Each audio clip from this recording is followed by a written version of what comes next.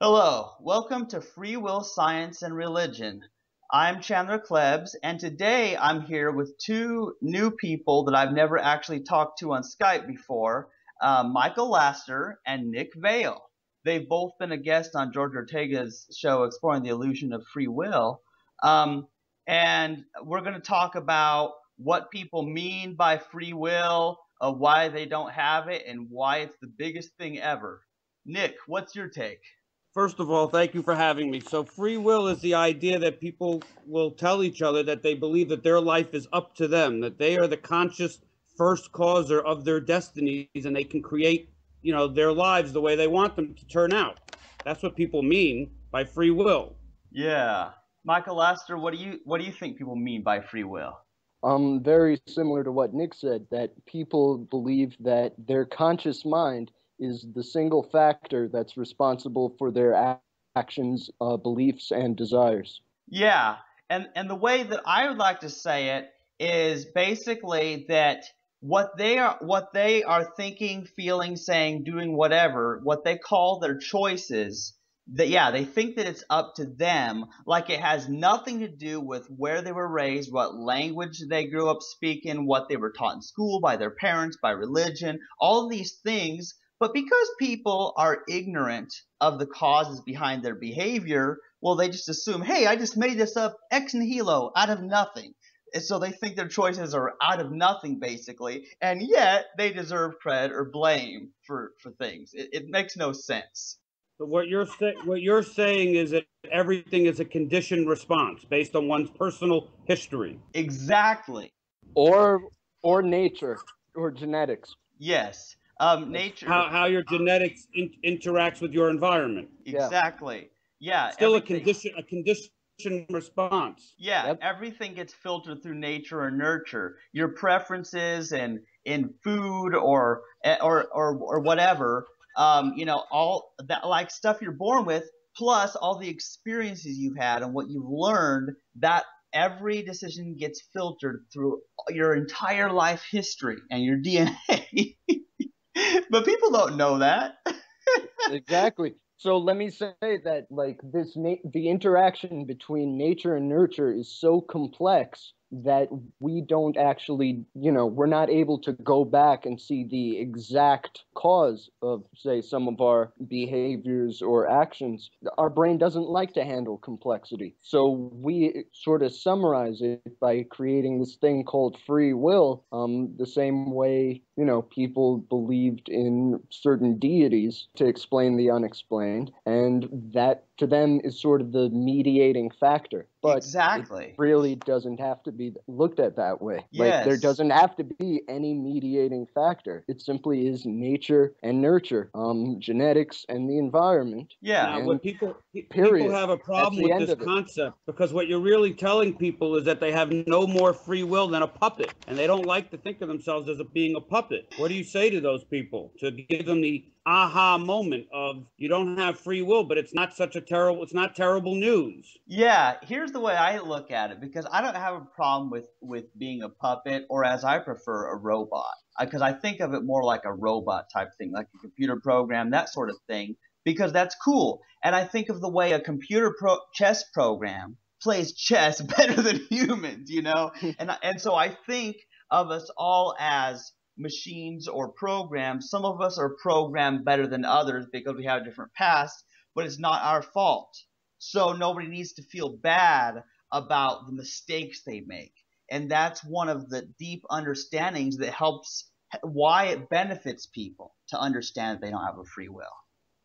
Yeah, and I'd say, the thing that separates us from a puppet is that, I mean, causally, there's not much of a difference, but of course we are conscious, whereas a puppet isn't. And to a lot of people, they'll think, well, don't you think our free will comes from, like, the fact that we're conscious? But of course, no, it just means that, our puppeteer is just much more complex than, like, a puppet's puppeteer, Yeah, right? and here's the thing. One thing people misunderstand when I say we have no free will is they think I'm a Calvinist, that I'm saying that there's this man in the sky who's pulling all the strings. I'm a puppet and God's pulling all the strings. But that's actually not what I'm saying at all. I'm actually saying that we're puppets with billions of strings pulled by so many different things everywhere, and that's why we're so chaotic. Now, Chandler, you asked the question, what do most people mean by the term free will? That was the question, right?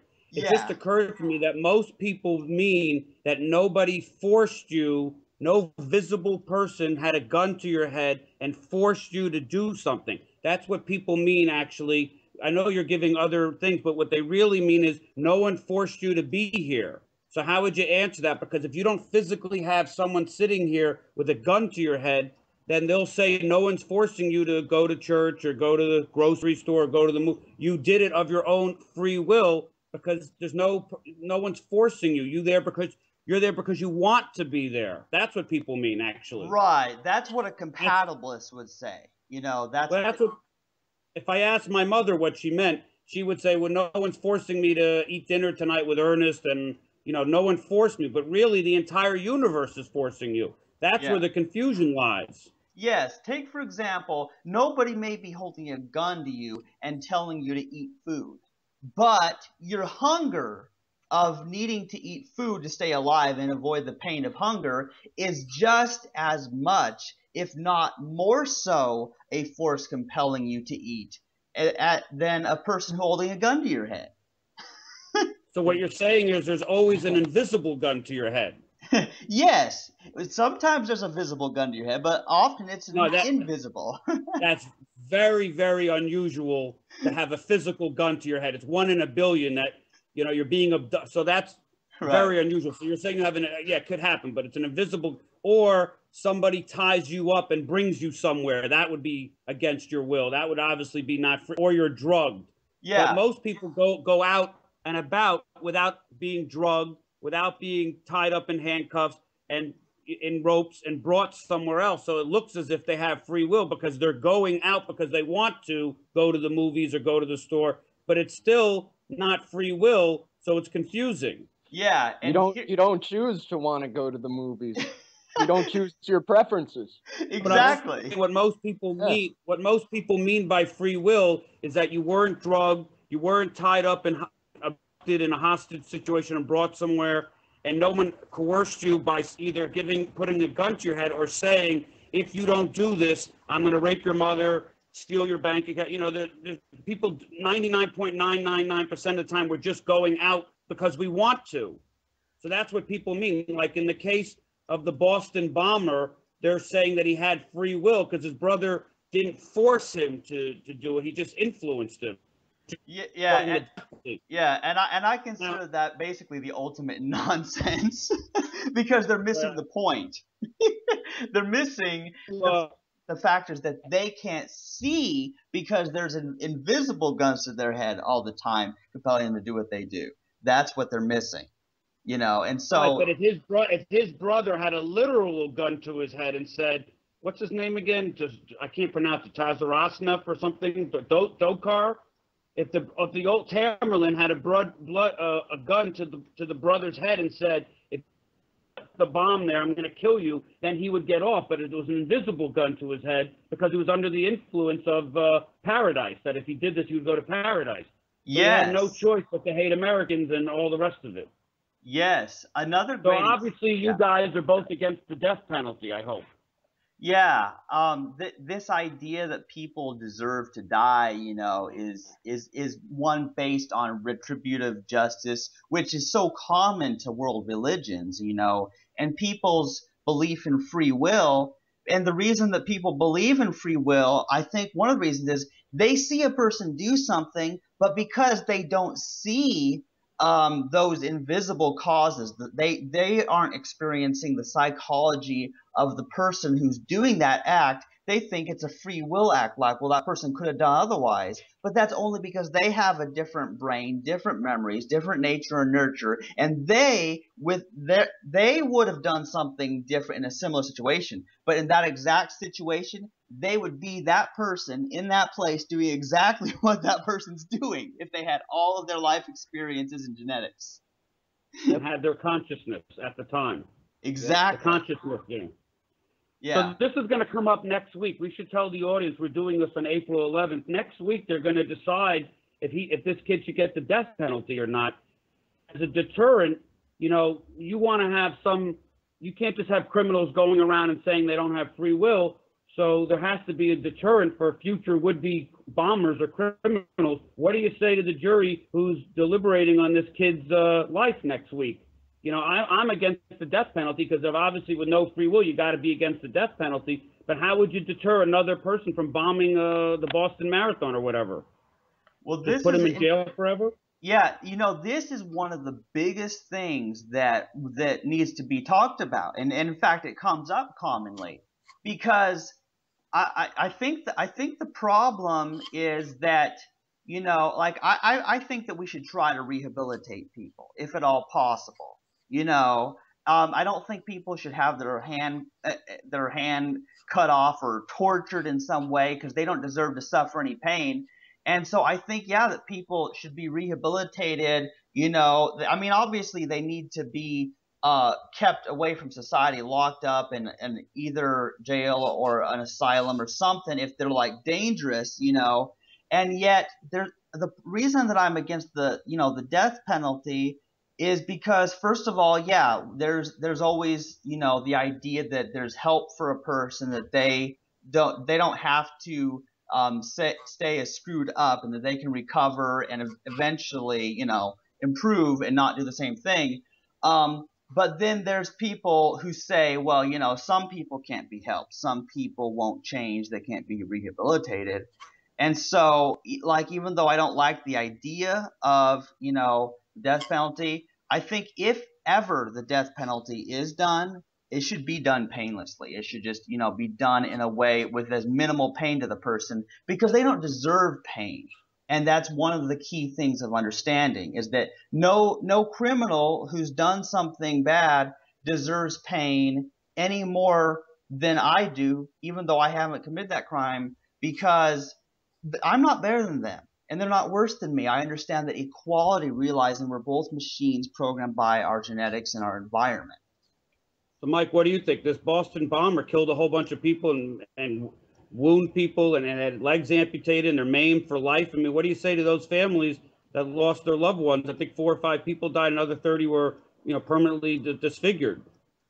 Yeah, I was going to, well, first I'd say that any sort of retribution or revenge won't bring your loved ones back. And yeah, but it might deter a future bomber. I don't think so, because a lot of these people, you know, wouldn't mind being considered martyrs for their cause. And also, adding on what Chandler was saying, like, in addition to rehabilitation, I think we also need more prevention, too. And I think one of the main causes of these things happening is just like this vengeful mindset that we have under the whole free will paradigm, especially due to religion. You know, think about how many terrible things in the Old Testament are justified under, you know, you could have done otherwise. Even though I'm your creator, you still, you know, you still did the opposite of what I want you to do. Whoops, but now I have to punish you, sorry. And even in the New Testament, which is allegedly more forgiving, I mean, eternal damnation, I mean, what could be more vengeful than that? Yeah. So I think religion is still a big factor in sustaining the illusion of free will and making people not want to rethink their stance on it because it conflicts with their religious beliefs. Yeah, I agree with what Michael said 100%, because my experience in talking about the free will topic is that the ones who are defending free will, you know, 90% of them are Christians. And that happens because there's a lot of Christians in America, and free will is like one of their central doctrines. It's like challenging the Trinity, challenging the divinity of Christ. Like, if you challenge free will, they don't like that.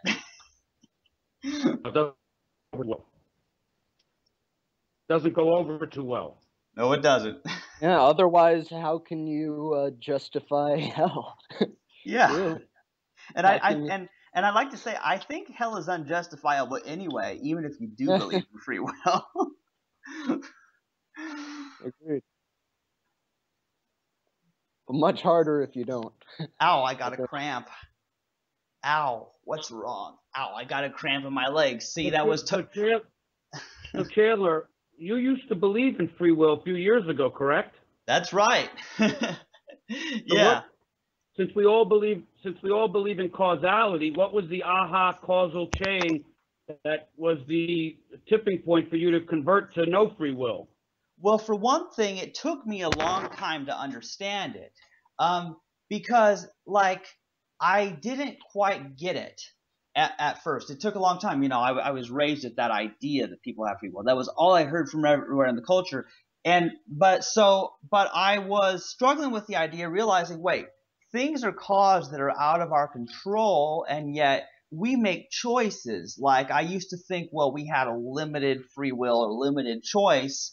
But then one day, like, you know, I had been listening to George Ortega's show, Exploring the Illusion of Free Will, and then after a while, I got it. Like, wait a minute, the choices that I make, well, all of them have to have a cause. All of them have to have a reason. It's not like I, out of nothing, just acausally or magically just pulled out a choice out of nowhere. And I'm like, so I realized my life was not up to me. I realized that all it would have had to do, like, say someone had kidnapped me as a baby and dropped me off on a deserted island, and I never learned the English language, meaning I'd never learned how to talk English like I am with you guys now. I never would have written my books. Realizing that, yeah, if my past had been different, I would be a totally different person doing totally different things. And it's when it hit me. It's like, wait, to have your life be in your control, what does that mean? Because your desires, what you want, your desires, your preferences, well, that's not up to you. You want to do something, so you end up doing it. Because if you want to do something badly enough, you're going to do it unless somebody stops you, you know, unless somebody else stops you from doing what you're trying to do. Mm-hmm. Very predictable. So you're saying George kind of convinced you, but what caused you to turn on George's show? Well, causality. Yeah, good question. Yeah, yes. Originally, I had recorded like a video saying that God couldn't be all-knowing or omniscient because humans have free will. and so yeah, I was challenging God's omniscience by saying, well, we have a free will, so God doesn't know what we're going to choose.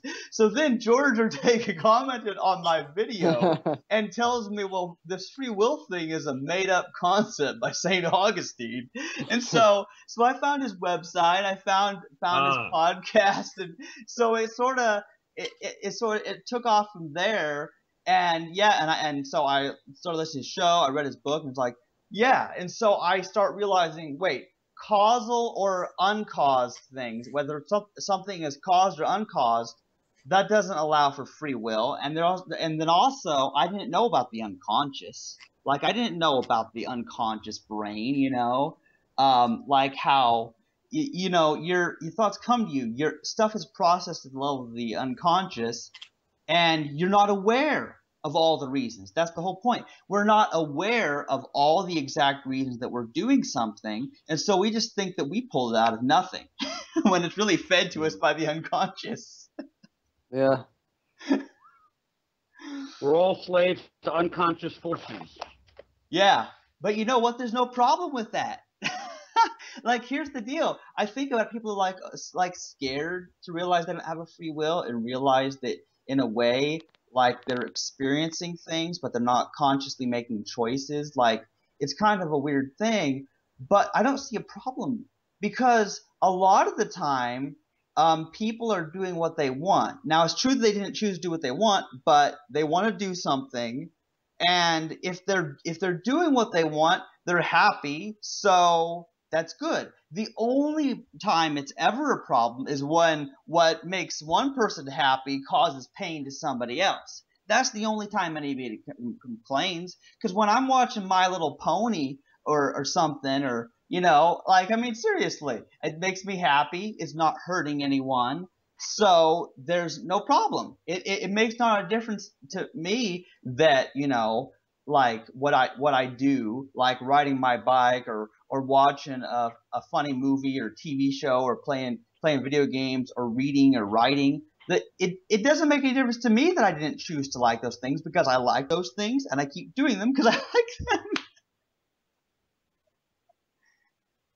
So Mike hasn't said much. So yeah, well, let me expand on the unconscious for a bit, because causality obviously debunks free will, but also, you know, psychology and neuroscience definitely debunk free will in their own right with the unconscious, not only because it proves that the conscious isn't completely in control, but there is literally a time gap between the time it takes for your unconscious to decide something and the time it takes to fool your conscious into thinking it was up to you the whole time. You know? It literally, like, scientists can predict like 7 seconds before you make an actual choice what your action is going to be, what your behavior is going to be. And so, you know, in that 7 seconds, like, your conscious mind comes up with some sort of rationalization that could be, like, put into words as to how you might respond when you're asked why you chose that. Yeah. So I think if that's like scientific proof right there that free will is literally an illusion. Yeah. And what's interesting is that most people don't know the science of this stuff. And I mean, it's easy to see why. I mean, because people don't like something that goes against their beliefs. So they tend to just dismiss it. And I do that. I know everybody has that bias. Like, we believe something, and then some kind of science experiments shows us something, but we dismiss it. Somebody says something to us, but we just dismiss it because we do what we want to do. We believe what we want to believe. And so we don't see how stupid we are at the time. You know, we don't see that. Now, in hindsight, we look and think, I should have listened to this person. And that's how I feel. You know, I feel like, man, how did I believe that? it's well, you didn't have a choice. Yeah. A very successful person's going to have a harder time getting it than an unsuccessful person, because a very successful lawyer or doctor or politician or member of the media or any business corporate person is not going to want to admit there's no free will, because somebody might say, well, you're not deserving of the praise you're getting and the profits and the salary and the lifestyle. So the media is not aligning themselves with us because they don't want to answer questions of, like, well, then everybody should be getting paid the same. Yeah, and here's where we get to the ego. So wait a second. We might be able to get all the homeless people and hospital patients and unsuccessful down and out drug addicts to agree with us, but it's going to get very difficult to get a very successful Wall Street trader to agree with us. Yeah, I see your point, Nick, because the rich, the popular, the people who are considered successful in this life, whatever successful means anyway, you know, those are the people. That's why they have a mental block towards it. Yeah, because they want to feel like they deserve their success. So that's why they're going to be resistant to it. And so I think, yeah, they're hard to reach. However, well, that's going to be the biggest problem I see going forward, other than the religious thing. But people want to take credit for their success, and then they blame God when things go against them, and they'll say there's no free will when they fail, but when I do well, I have free. So they're doing this hypocrisy or double talk or flip-flopping, I should say. Yeah. There's a free will flip-flopping epidemic going on. That's what I see. Yes, I've seen the exact same thing. And you know There's what? no consistency. There's no consistency. Yeah, and I've seen this. Like people do this to each other too. Like all day and all night. yes, whenever I like that's the thing is whenever one person does something and it goes their way, they're like, "Look at me, I'm great that I did this thing." And then when something goes That's free wrong, will. That's free will, right? yeah, and then it always ends up, "Oh, well, it's my mother's fault, or it's my father's fault, or it's my great granddaddy's fault, or it's God's fault, Or or it's God's something." will. Yeah, It's God's yeah. will. Yeah. Yeah, and that's what's so strange about it. Like that's what they do. They do the free will flip flopping, just as you said. And I'm like, That's the biggest problem. That's the biggest yes. problem. And I'm That like, is a menace to society. they just don't see it. Yeah, and this is what you were trying to point out, or what I think I pointed out in the Elliot Rodger special, that there's a certain hypocrisy in Elliot Rodger's mind, that he was like watching himself having, no free will, like the world drove me to this, yet he's driven to this by anger that people, by his assumption that people are acting out of their free will. Right. I think it's a very important point that people need to try and like see in their day-to-day life, like how in some instances like you're taking the side of free will, and some instances where you want to shun the idea of free will, like just so it makes you look better. There's always one consistent thread. It's when it's most convenient for you. Yeah, that's what I said. That's what I said. Whatever puts you in the most positive light, that's probably what you're going to choose. Yeah, unless you're like addicted. Question of what's stopping people from getting, and he was saying, people don't like to go against their religious beliefs.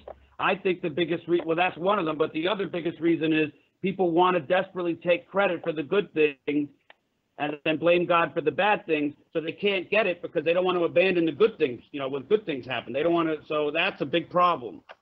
Unless, of course, you go to a homeless shelter, we can convince people easily because they're so unsuccessful. They have nothing but bad things have happened. So, but I'm worried about the population with, that has the money that's successful, because we're going to need them.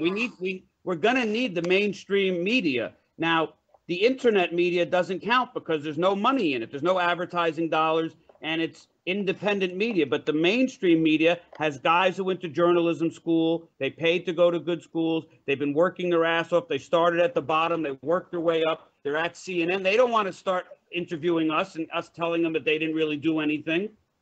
Yeah. I also want to point out that narcissism is really a two-way street. It's not just about taking pride in your accomplishments or the areas in life where you got lucky. Narcissism can also manifest itself in just as long as there's a self that needs to be in control of things, even if it's very negative things, like even if it's guilt, remorse, feelings of shame, like that's still under the free will paradigm. And a lot of people are stuck in that. A lot of people who are depressed are stuck in that. A lot of people who are anxious are stuck in that. And it still all comes from narcissism. And it's different sides of the same coin. Yeah, that's the thing is, I see also what Nick's saying. It's going to be hard to get the mainstream media in on this. It's really going to be hard. And yet, Very hard. Yeah, and yet at a certain point, I think it can happen. For one thing, there are already some fairly famous and rich people, like Sam Harris, Richard Dawkins, Jerry Coyne, some of these guys, who get it, at least. And still, the very fact that, we and other people, are recording shows and that kind of stuff about this, well, that's obviously going to help. The more the information gets out there, and remember, everything started small. This is true of all the religions. This is true of all the political parties. Like everything started out small with, one person, then two people, then three people, and just kind of grew from there. So I really think this no free will revolution that, can happen. It can change the world. It just takes time for small things to get bigger. Yeah. It's like just like atheism, started out with the Greeks, then it was like out for a few hundred years. Yeah. Then then it started again with Hume and maybe even Descartes. Yeah. What's Yeah. that? We've been talking a little bit over 30 minutes for that. So yeah, that's interesting.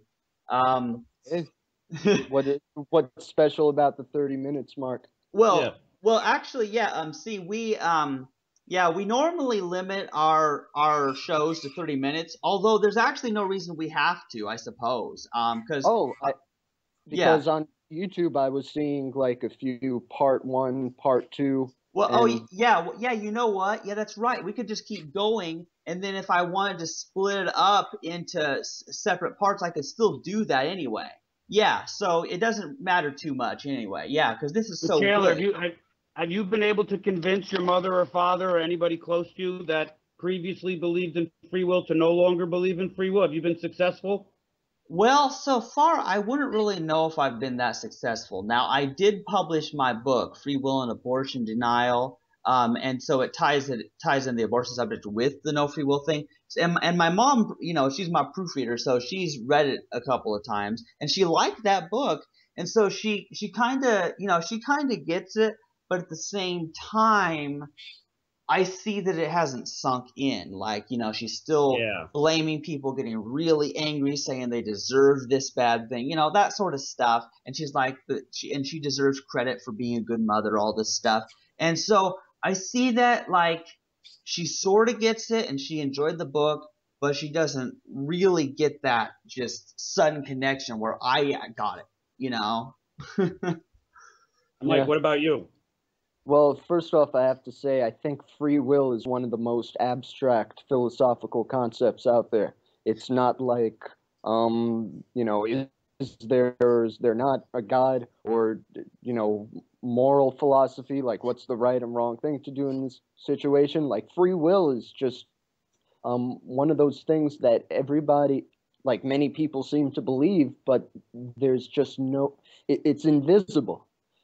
There's no real What's abstract about saying, is your life up to you or not up to you? What's abstract about that?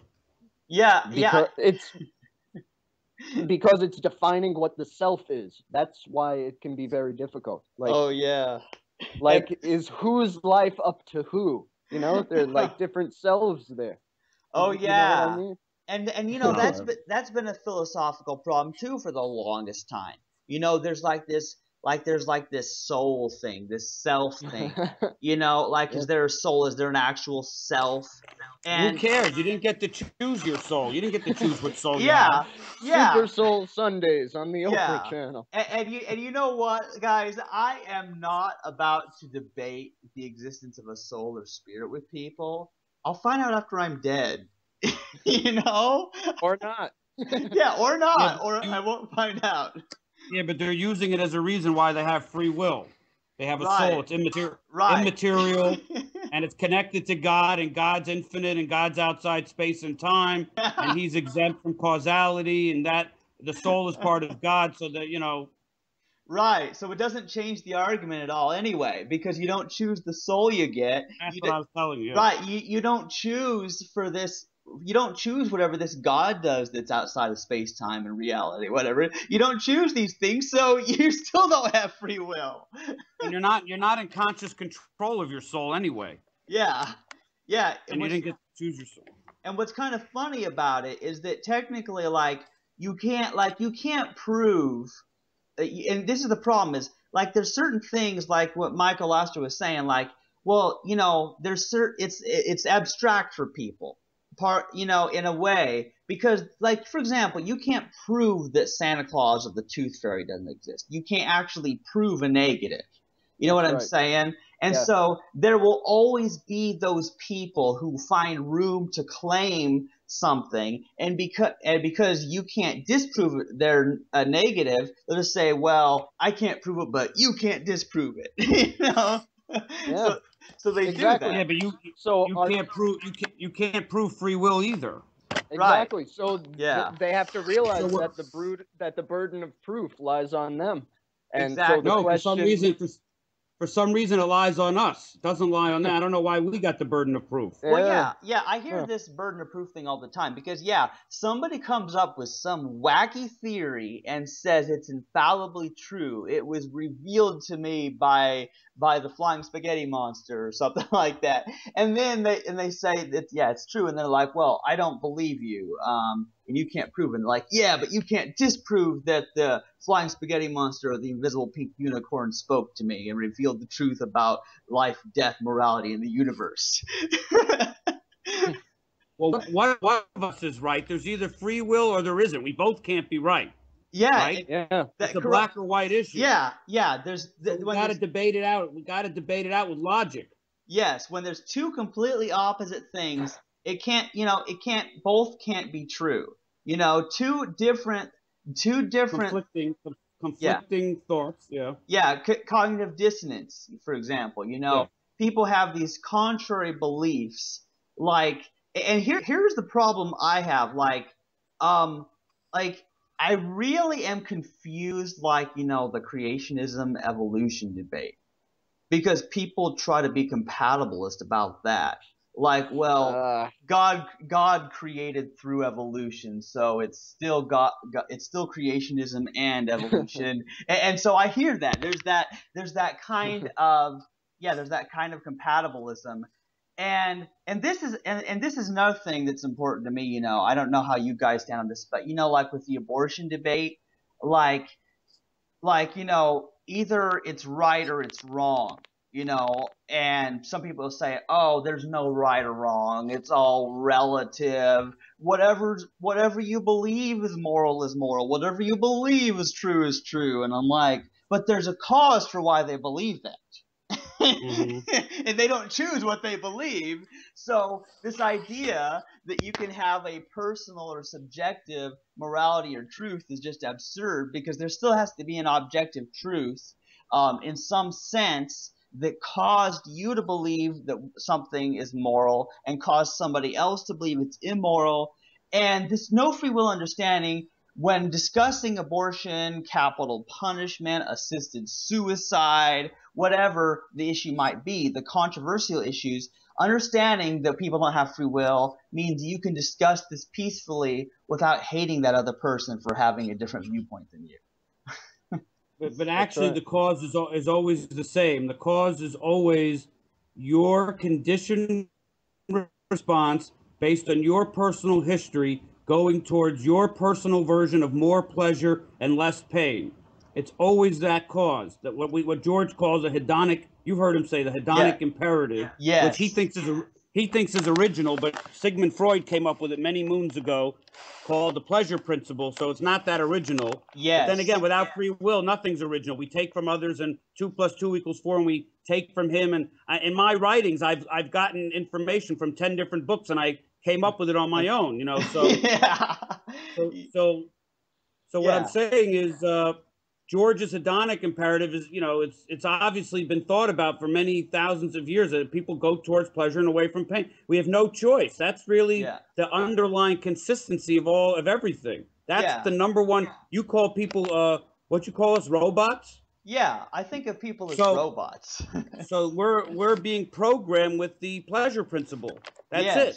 What else is there? Yeah, and the good thing about the pleasure principle, Nick, because that's so important.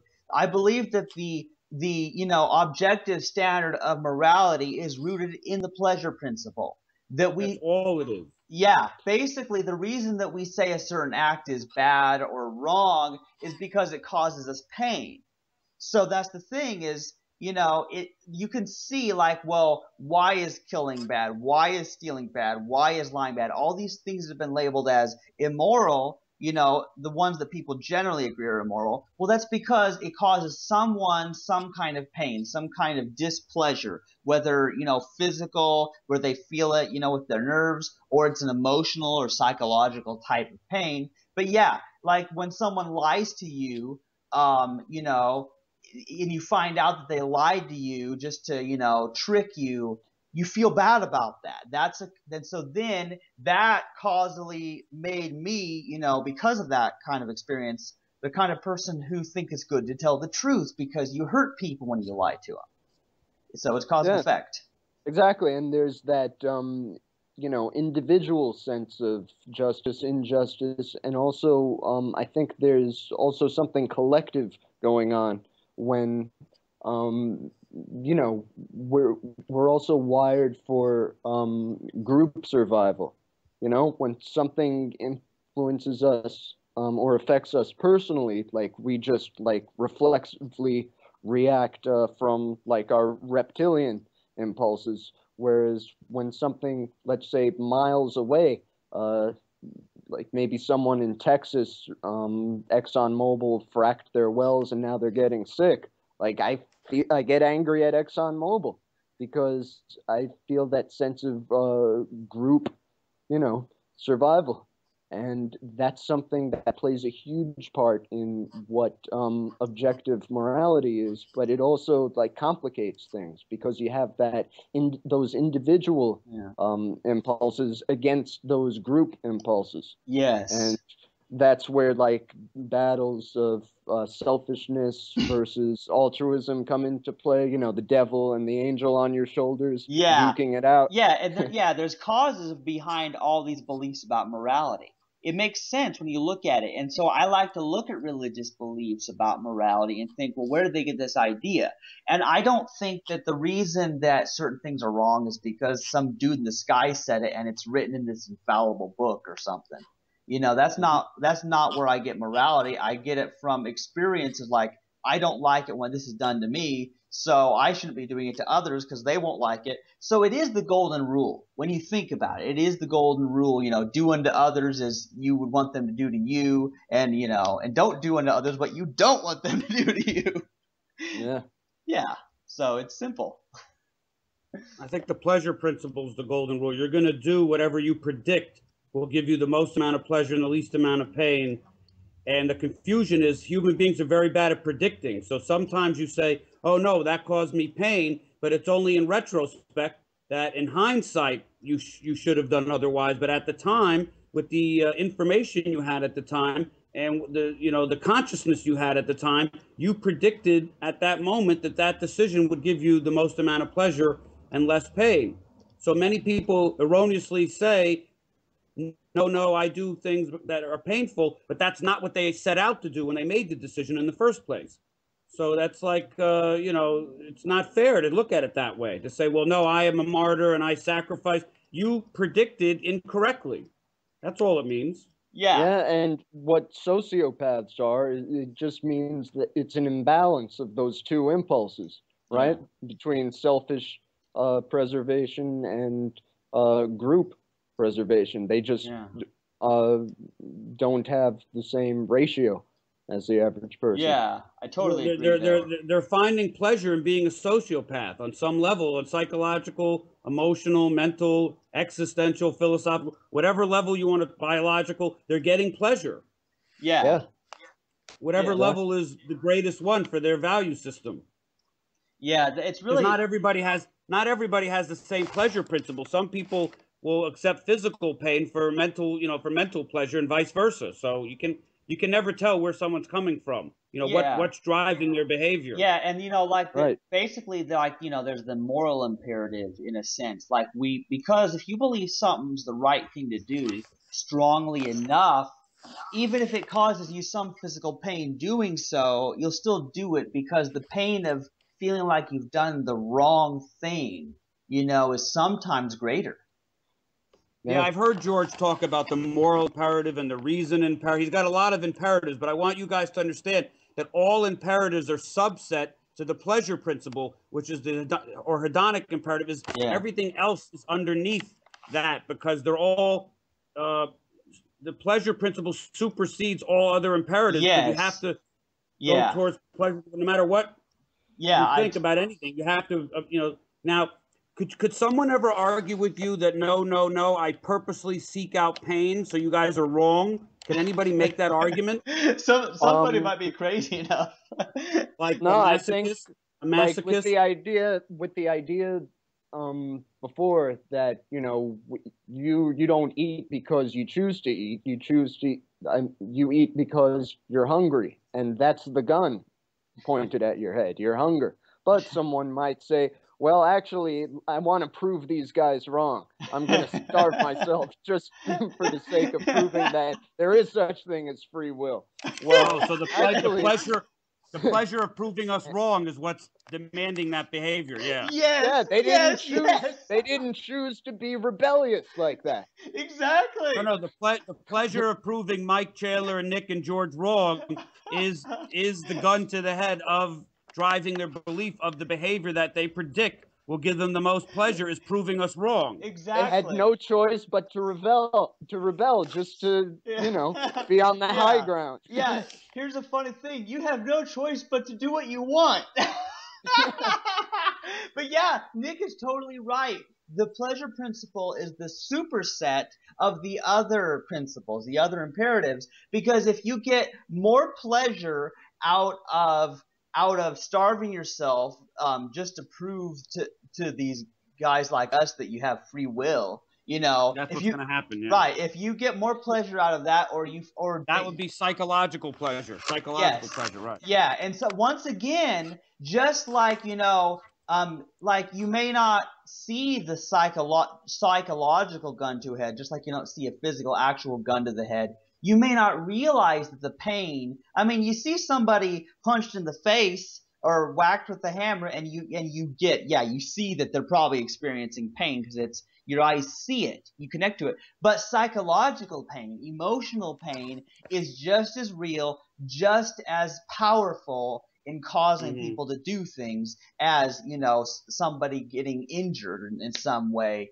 like somebody cut them or shot them or something. Right, or losing money or any other, You guys want to talk about quantum physics? Oh, yeah. I gotta be honest with you guys, and I don't think I've ever admitted this. I don't really understand the quantum physics whole thing with the particle and they can't measure. I don't give a shit. All I know is there's hidden variables not yet discovered, so it has to it has to be deterministic. I don't need to be an astrophysicist or a quantum. The whole thing, you could read a whole book this size, and no, it doesn't make any sense to me what they're even talking about. It's so simple. The way I tackle it is that you don't even have to know about entanglement or. That's what I'm telling you. All you have to realize is that, let's say hypothetically, there is indeterminacy. But Mike, do you know what the double slit experiment is and the single slit experiment is? Do you even know what that means with wave particle duality and the Heisenberg uncertainty principle Copenhagen interpretation? You know what that means? Yeah, but you don't have sort to of know. do. Yeah. But it doesn't matter. It doesn't. Yeah. You see, all you have to realize is that indeterminacy does not create some sort of new argument for the free willers. No, it doesn't, because even if there was a true randomness, like an uncaused randomness, that wouldn't give you a free will, because whatever the tiny quantum particles, any part of this body here are doing, I don't choose their movement. I don't choose that, so it doesn't matter. So are we to assume that subatomic particles have free will? I mean, what are they trying to prove by saying it's First of all, I want to be very clear that I don't believe in indeterminism. I don't know if I ever made that clear I believe everything's determined. There are hidden variables not yet discovered causing the outcomes to be, causing the results of those experiments to be what they are. The fact that they don't know why, that doesn't mean anything to me. So we don't know why a lot of things happen. We'll discover it later, in the next 100,000 years or whatever. I mean, the weather has free will. They only discovered the last for its quark. Unpredictability. Right. The last quark was only discovered 20 years ago, and the Higgs boson was discovered 2 years ago. So to assume that every discovery of subatomic particles has already been made is insane. Yeah, it is insane. And yeah, Nick, I agree with you. I don't believe in indeterminism either. I don't believe in uncaused events. And I think George is pretty convinced of determinism too. Now, but Sam Harris does believe in randomness. I have an issue with Sam Harris. I know. I've seen your shows where you talk about his book, and he believes in true randomness, and it doesn't help the free will argument anyway. I just get annoyed at people who are like, yeah, things happen for no reason whatsoever, and because part of the thing is maybe the word random is a figure of speech. Maybe it doesn't really mean, it might mean, like when they say about Darwinian evolution, there was random mutation, you know, that means, I think it means unpredictable, not that it didn't happen without a cause. Right. Like if I gave you a deck of cards and I say, take one at random, there's still a cause to which one you're picking, but quote unquote random means you're not really thinking about it too much. Yes. And I don't know. Yeah, and so if you look in dictionaries, which I have looked, you know, at randomness, chance, you know, indeterminism, I've looked these words up in the dictionaries, and often, you know, unpredictability is listed as a synonym or one of the definitions. So when people talk about randomness, we have to understand that that might be what they mean, that they just can't predict something. So what that means is, well, yeah, the weather is random because I can't predict it. Yeah. You know, what I'm gonna do, what the exact word I'm gonna be speaking or what I'm gonna be doing 5 minutes from now is just as random by that definition because I don't know what's gonna happen. If I can't predict randomness and probabilities, they're all terms about our own ignorance on the outcome. Yeah, and right. So you guys agree that there's a deterministic universe underlying the indeterministic universe of even smaller subatomic particles not yet discovered. Yeah. There's a deterministic universe. What do you mean probably? Definitely. What else could it be? Exactly. There's hidden variables. Just because we haven't figured that out doesn't mean anything to me. Of course it's true.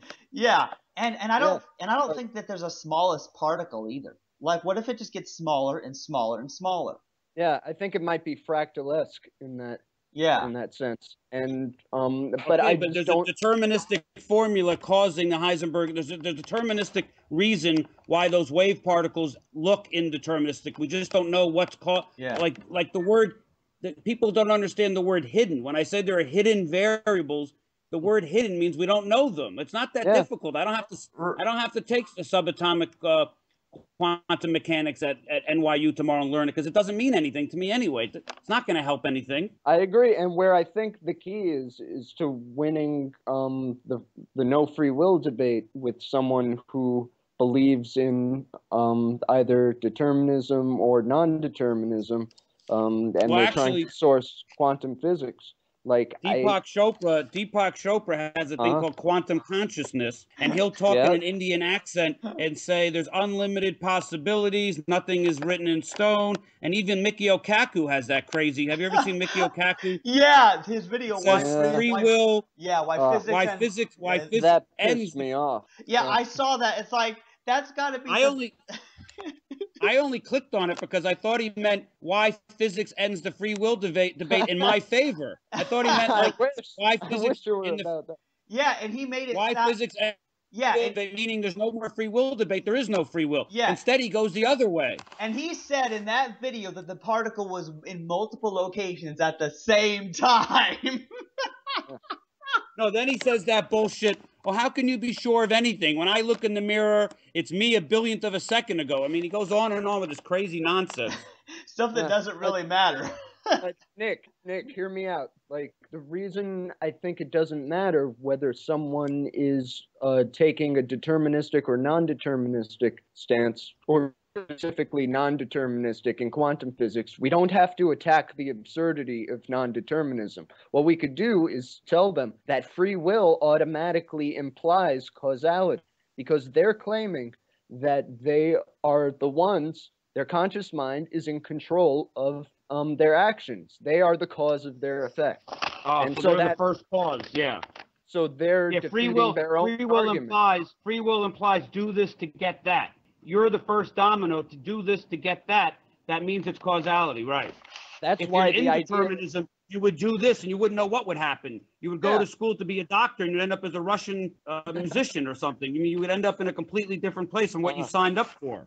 Don't you hate it when that happens? Yeah, I mean, even if you were given a choice as the first domino, and you have a choice between two different sets of dominoes that you can either set off this train of dominoes or that train of dominoes. Since the train is infinite and you don't know what those dominoes will knock over or what happens in the infinite, endless causal chain, on what basis would that decision even be based on. But it's weird. But yeah, it's so stupid that there'd still be a cause for why you do one or the other. It'd just be an unconscious, without intention. It's kind of like the card at random thing. You just grab a card. Don't think about it.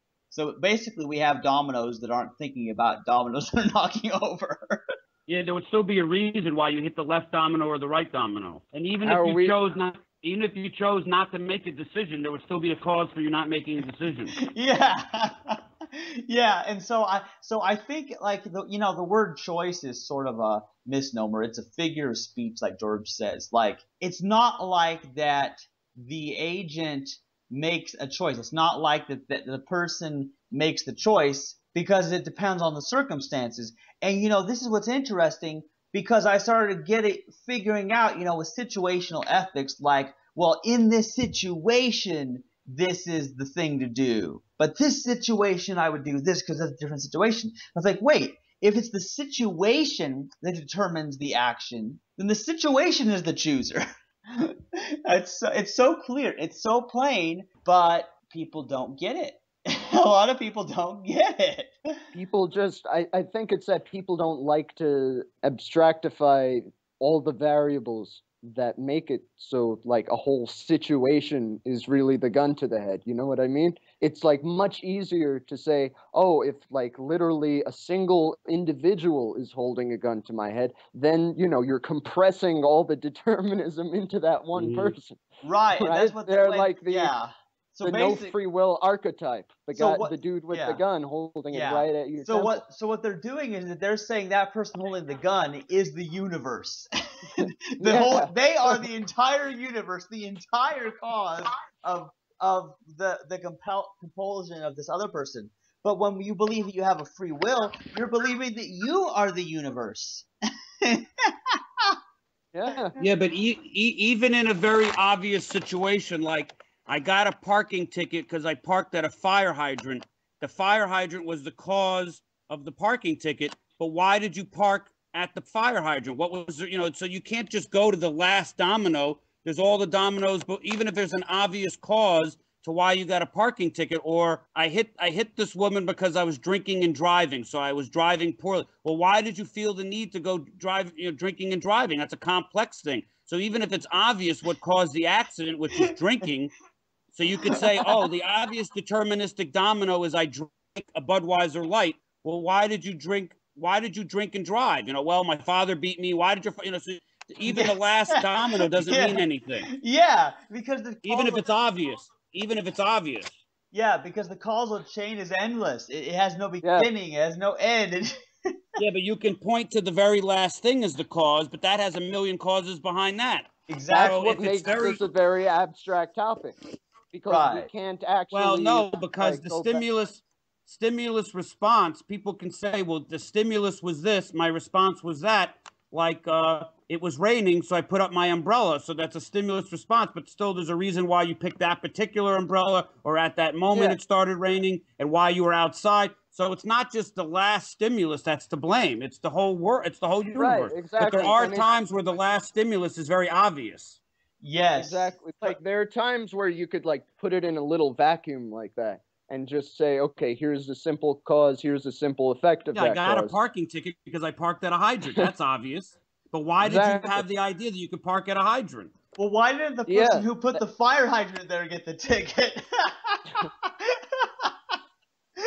So the last obvious cause doesn't mean anything to me. It's just the last obvious cause. I mean, it doesn't mean anything. Yeah. How are we doing as far as time, Chandler? Let's see. Well, or people say, why did you leave your wife? Well, she cheated on me. That's the cause. Oh, I'm good. Am I good or what? Yeah. Yeah. So, we're just under an hour. All right. So, should we wrap it up? Why'd you get divorced? My wife cheated on me. That's the cause. That's not the cause. That's the last cause. The last obvious cause. You can go back for decades with that one.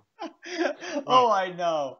And yeah, I know. I mean, seriously, we can go on forever. I suppose that eventually, at some point, we'll have to end this conversation. And I've got 3 programs running, and I know that 2 of them have worked reliably for me. So all the audio of what we've been saying all this time should be recorded. And if I find out the recording was successful, I'm gonna like be uploading this, you know, because I try to trim off, you know, the before we started the actual episode, we trim off the extra end stuff that we're not talking about. Chandler, who's listening to these audio podcasts? How many people, and do you have any idea who's logging in and listening? Well, it's hard to know because I put 15 of them on my YouTube channel, and I think George has put some on his and stuff. And then also there's the link on archive.org, so I can kind of see like how many people have downloaded on archive.org, or it might tell me how many people have viewed the video on YouTube. So I can kind of get a basic idea of how many people have watched it. Is it always the same people, or are you getting a new audience, or you don't know who's watching, just the numbers? Right. We have no idea unless they comment or something like that to let us know. So it'll just say like 26 views. It won't say their names. There's no logging in or anything. So my computer's going to die in like 10 minutes. I'm thinking when we upload the audio, we like edit out the last 10 minutes of technical stuff, and maybe we sum it up now. Okay, yeah. Well, we hope you've enjoyed this episode of Free Will, Science, and Religion and the crazy stuff we've been talking about. I guess we'll see you in future episodes. Well, actually, we won't see you. You'll be hearing us. Never mind. Okay, I guess that's the end. All right. I hope everyone gets the aha moment where they finally get it, and it's for the betterment. You won't feel like such a failure if you fail at something because your will was not free. So thank you very much. And also check out The Illusion of Free Will Live, or No Free Will Live, whatever it's called. Nick's show at Wednesday. Free Wednesday will nights question mark. Free Will question mark. That's it. At 11 o'clock Eastern Standard Time if you live in New York.